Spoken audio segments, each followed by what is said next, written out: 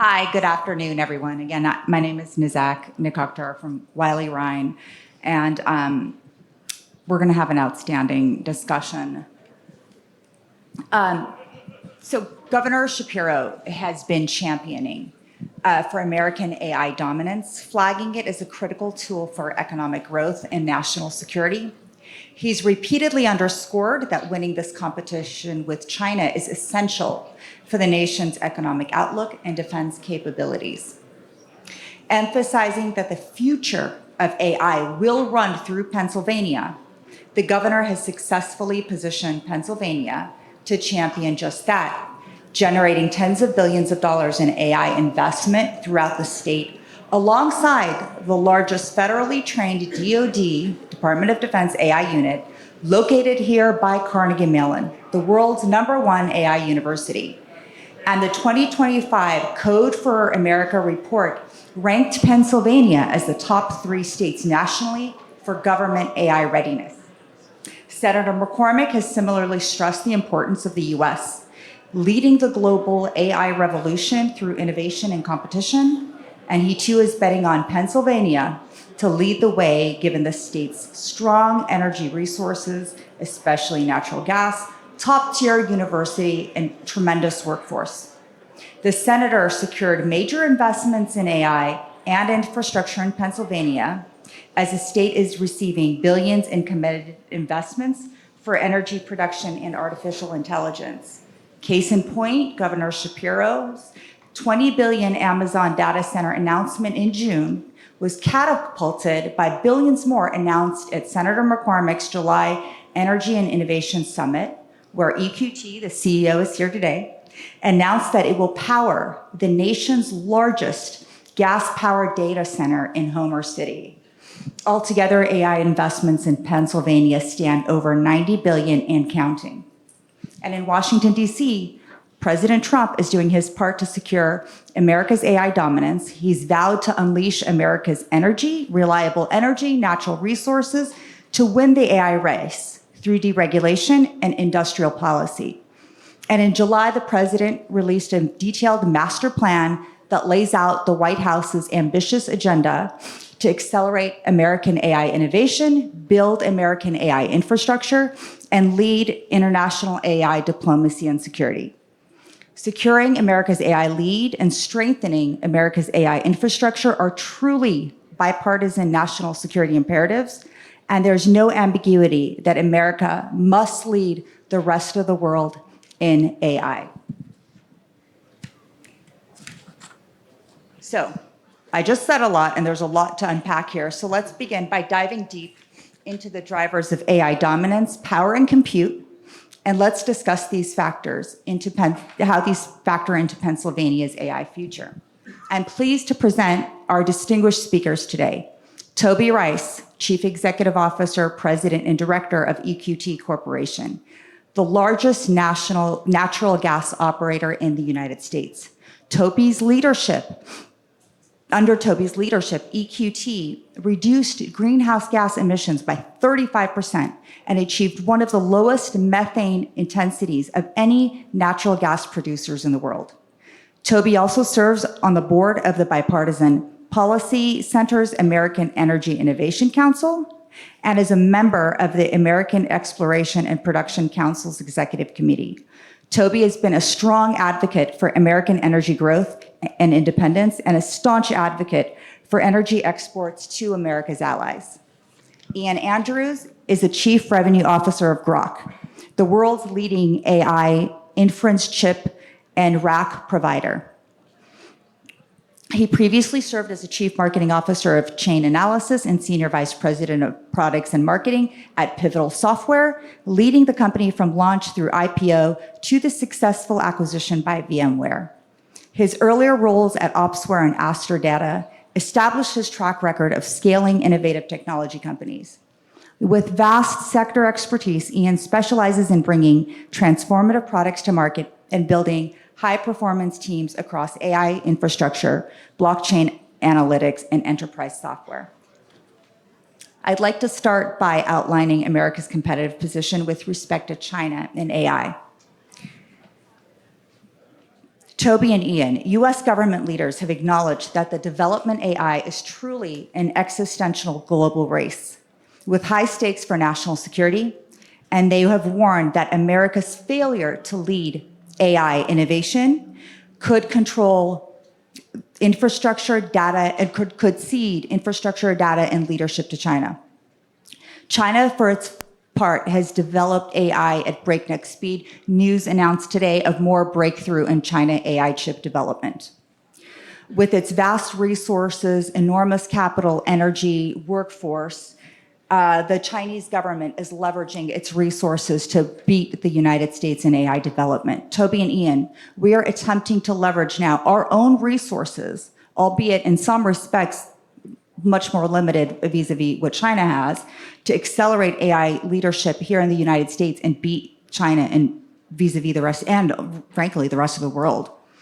But we're somewhat constrained by the resources we have, by our population, by workforce, capital, et cetera. How do these factor in our competitive position with respect to China? What can we do to overcome our own constraints? Toby, maybe we can start with you. Yeah, Nazak, I think you made some great points on the opportunities in front of us and the challenges we face. You know, underpinning all of these great opportunities is a massive industrial complex that is designed to get energy out of the ground, transport it to a facility where it's converted to power, and then converted into compute.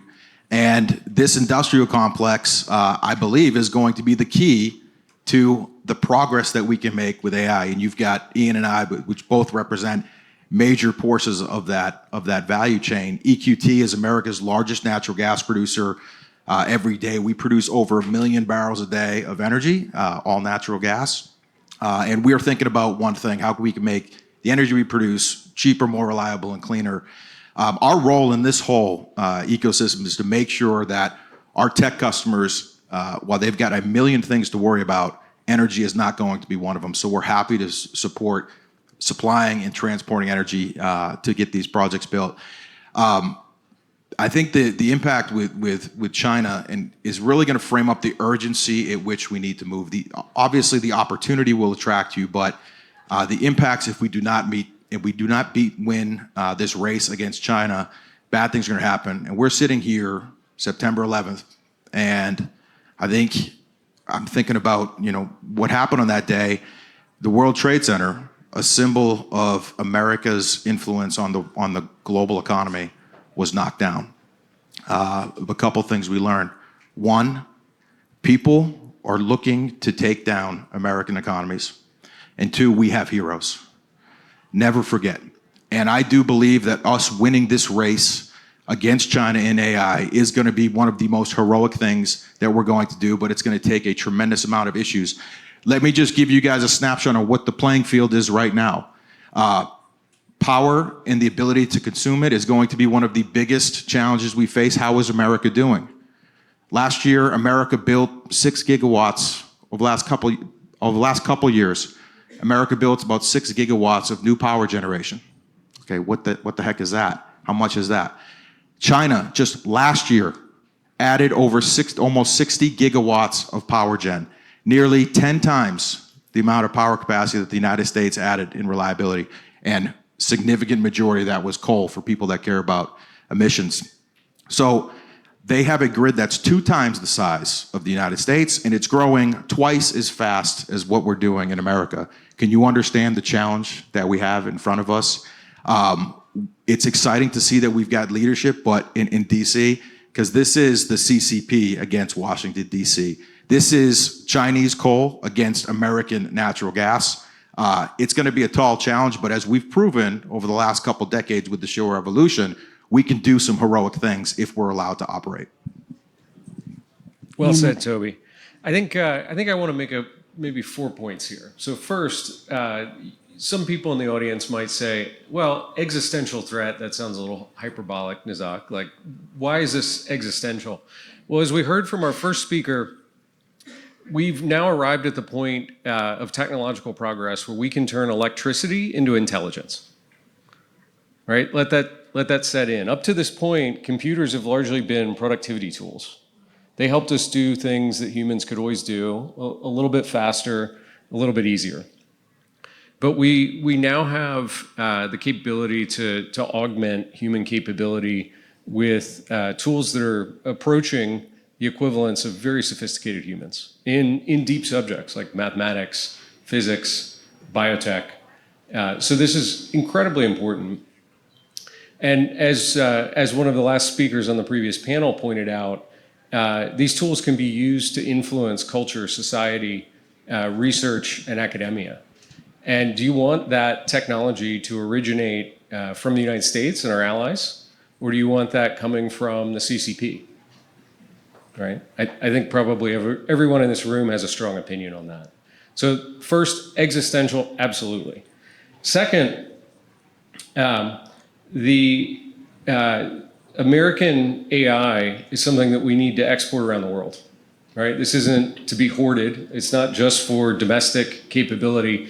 If we're not representing this technology everywhere around the globe, and we'll talk about export probably later in the conversation, the Chinese certainly will take that opportunity. They're attempting to build not just hardware infrastructure, but also the models themselves, and they're doing quite well at that. Third point I'll make is, can we win the race? I think implied in that statement is that we're playing a game like football, where there's a game clock and there's a clear end where we declare victory and the game's over, and then we go to the next weekend and play a different game. That's not the nature of this race, right? This is an enduring technological advancement competition. There is no end.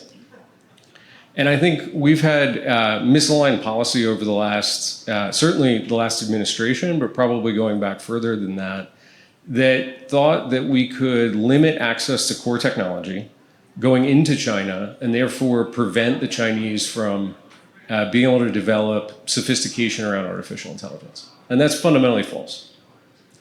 The importance of the technology will almost mandate that every country in the world will acquire or develop it natively.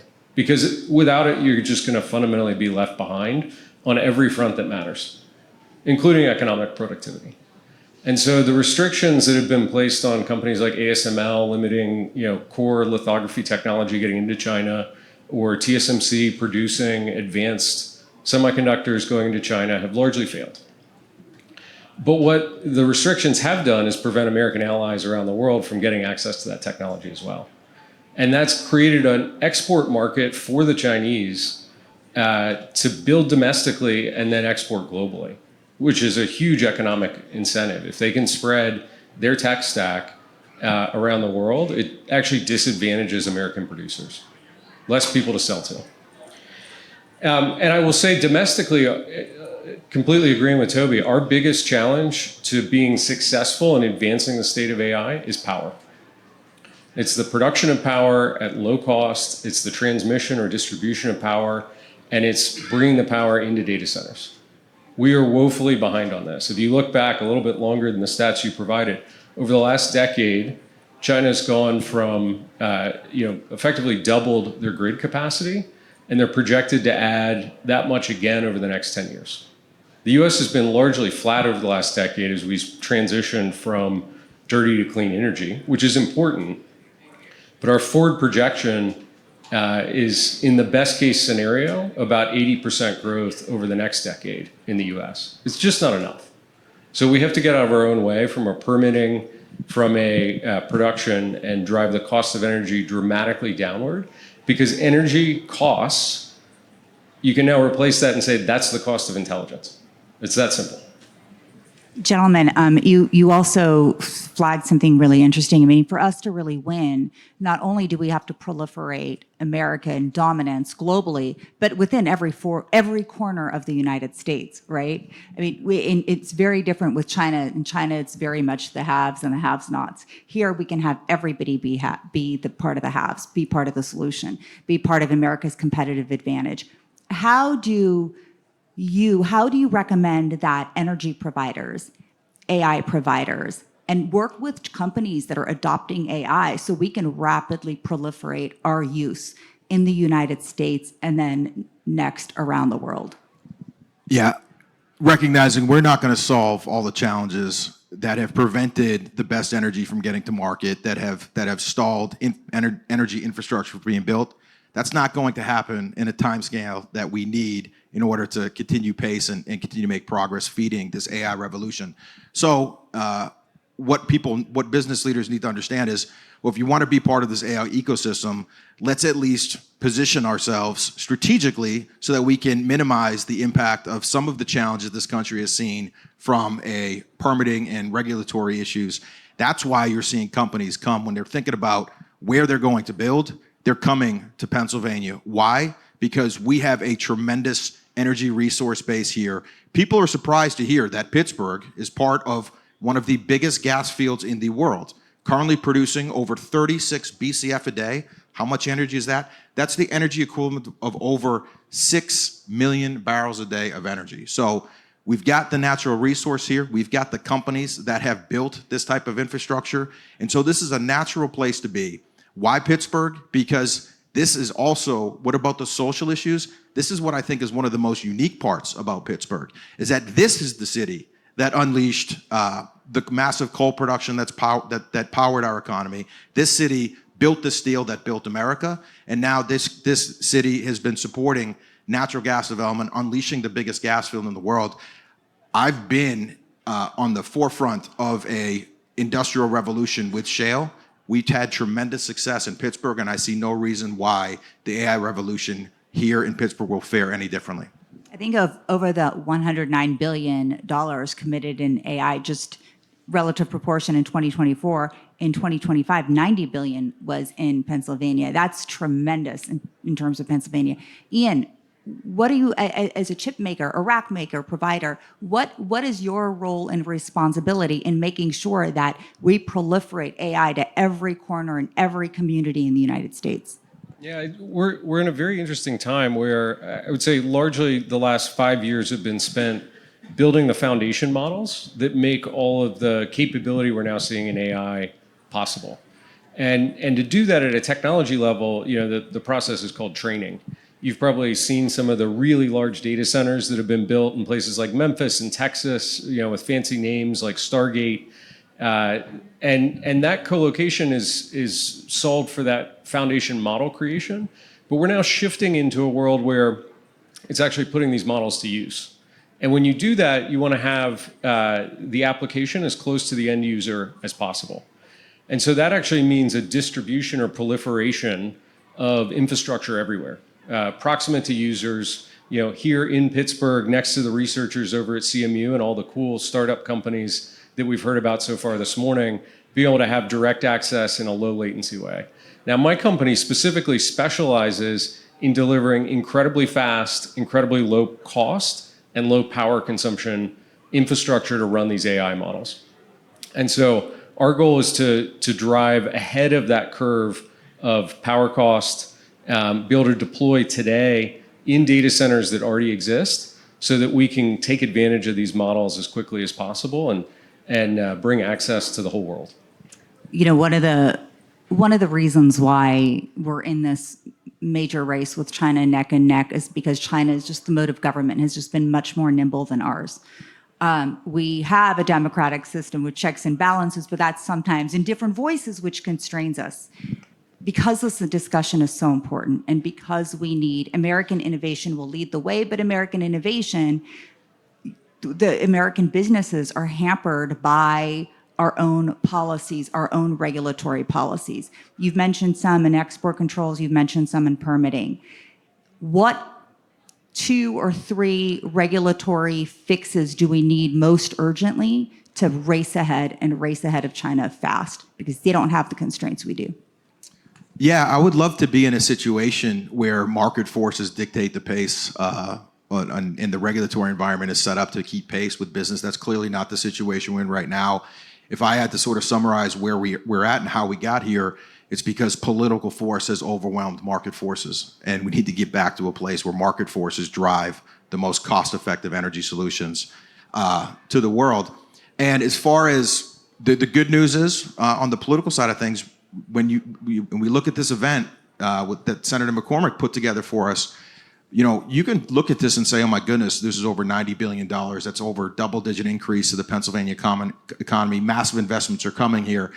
That's a lot of the headlines. But what I noticed was that we had unity we had all sides of the political spectrum there showing up. And what gets me excited and optimistic that we will see the permit reform take place is because every politician I've met with, they all want more affordable energy, they all want it more reliable, they all want it cleaner, and they all seem to want to have this AI revolution take place. So the motives are there.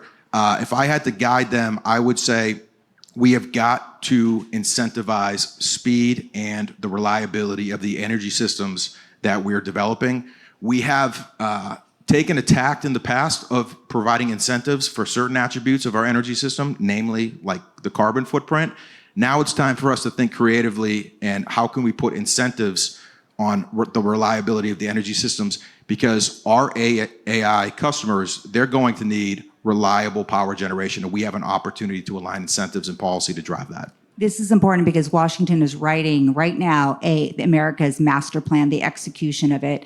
Let me ask you this: financing, what role does that play? What do we need to do in financing? The banks, the financial institutions, government grants, et cetera. Man, if you take the uncertainty away from that shows up in the permitting, the money will be there. I mean, money is not an issue. As proof in point, we had $90 billion of investments show up. I will tell you right now, in my pipeline for power projects that are looking for us to supply energy, I have multiples of opportunities than just what we've announced. The biggest issue with all of these projects is, what is the permitting? If they don't have their permits, there's a high amount of a risk. That's where the government can come in, provide that confidence, and the money is there available. That could not be clearer. That's important, Ian, from your perspective. Totally agree. Private industry can absolutely finance this. It's not a question of capital. It's a question of, can we actually execute projects successfully? So totally agree on that point. I will add, one, I'm incredibly bullish on the American opportunity here, but I think we have to focus on doing three things. So one, we need to continue to develop at home and attract internationally the best talent. And that's to our university systems, the core and basic research, and to our companies. We need to have an open door for the best and brightest to want to and be able to work in the United States. This is hard tech. We need really smart minds working on it, and we need to continue to develop those here in the United States. Second, we've got to remove these regulatory hurdles, everything from power extraction and production to data center build out. We're making this incredibly difficult on ourselves. If we can remove that permitting hurdle, remove some of the complexity on getting these projects off the ground, we will flourish. And then third, I want to see a commitment to lowering the cost of power. Right? The cost of power is equivalent to the cost of intelligence from now going forward. Right? We can think about that metric as a key goal to target KPIs against. And if we can do that, we're going to be very successful. Well, hopefully Washington and the state legislators are listening to both of you guys, because there's a long road ahead. But that's why these discussions are so important. Please join me in thanking our panelists today for their insights.